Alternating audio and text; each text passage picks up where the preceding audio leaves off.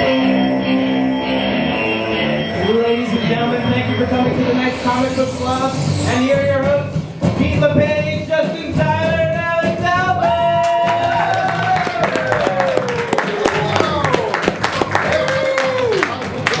I'm Justin. I'm Pete. And that's our man of booth, James! Thank you guys so much for coming to Comic Book Club tonight. We're very excited. This is our first show of 2009. As you may have guessed, since it just started. We haven't had any underground secret shows, but we did. We had one, but yeah. I had one. Yeah, you had a private. Yeah. So what did you guys do for the holidays? What was anything fun? I got really drunk.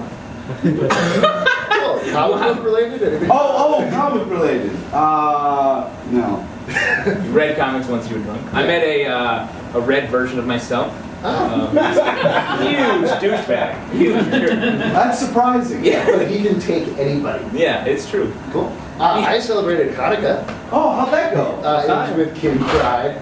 How's that? The only Jewish character in comics. It's not true. Is it a coincidence that you're also in love with her? You're in love with her. Yeah, well, that was my private show. We're gonna start the show. Yeah, that's a great idea. I'm very excited about this. We have a great guest for you guys tonight. Let's welcome out, ladies and gentlemen, Peter David!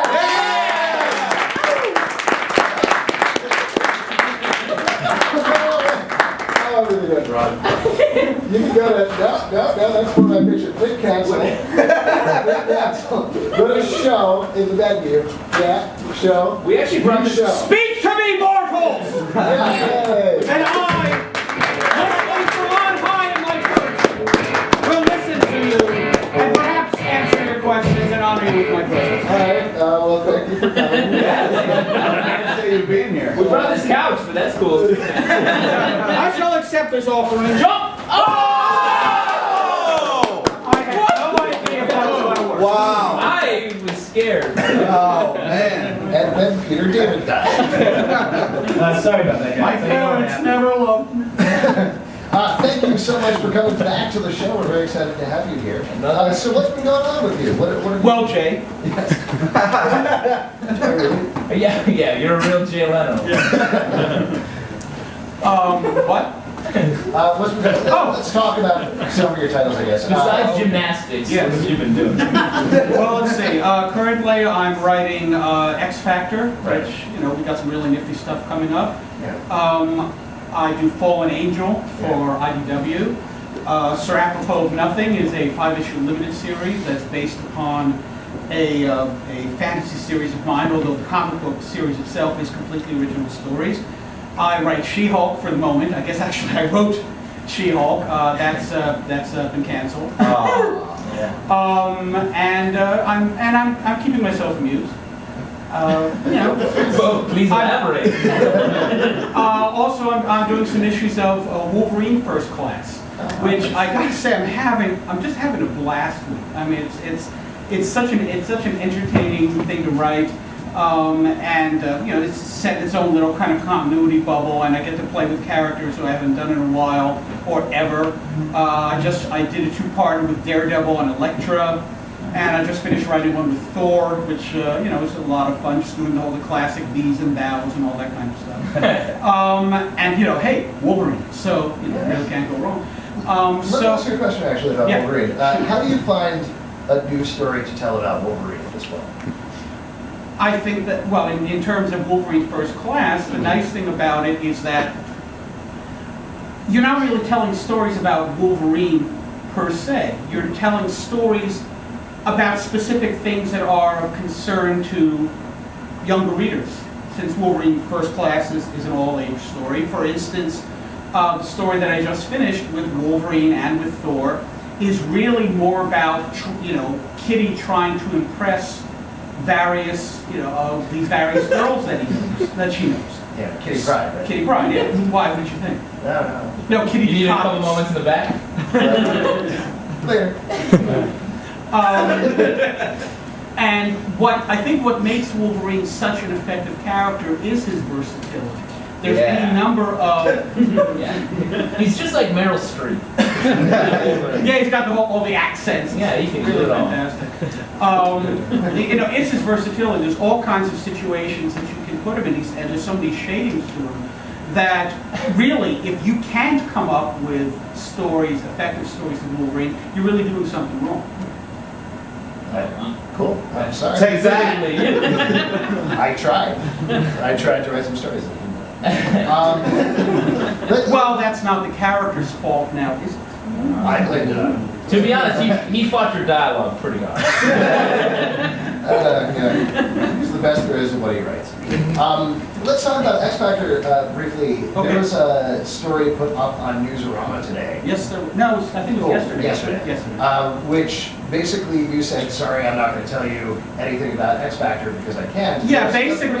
a big reaction. Yeah, well, basically what happened was a guy wrote to me from Newsarama, and he said, look, I'd like to do an interview with you about what's coming up with X Factor in 2009. And I thought about it, and I wrote back to him, and I said, look, here's the problem. The stuff that's coming up is so unexpected, and it's going to catch so many people off guard, and is really going to rock people, that if I try to, there's no way that I can tell you about it without ruining it. I mean, there's no way. Anything that I tell you will just cut away the surprise. I mean, the whole concept of X Factor, and where I think, frankly, the book has been lacking, and, you know, I'm the one who was lacking it, was knocking people for a loop, doing the stuff that's unexpected, doing the kind of those X Factor moments, the moments that you sit there and go, oh my God, I didn't see how this is coming, although it makes sense, but I didn't see it coming. And we haven't had enough of that. And, you know, mea culpa. So I've decided to fix that. And the problem becomes that if the very first thing I do is blow all the stuff we have coming up, I'm undercutting the very effect that I wanted to achieve. So I said, you know, look, so what I did was I wrote back to him and I said, look, I really can't do an interview about it, and here's why. And I gave him the whole, you know, all the reasons, and he wrote back and he said, could I use this as an interview? And I went, oh, okay, sure, if you want. I don't really think it's much of an interview, it's just me saying no comment at length. Because, you know, I never use 2 words where 500 will do.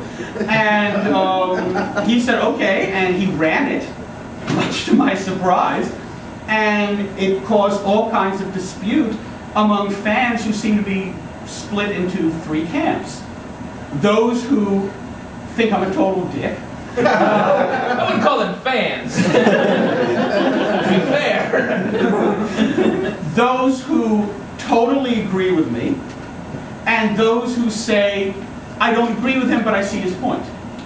You know, I mean, the thing is that I think that some people thought that I was being disparaging of those fans who seek out spoilers, or who like to write about everything that happened in a book.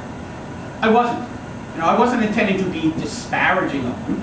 All I was saying was that I, as the writer, intended the story to be enjoyed in a certain way.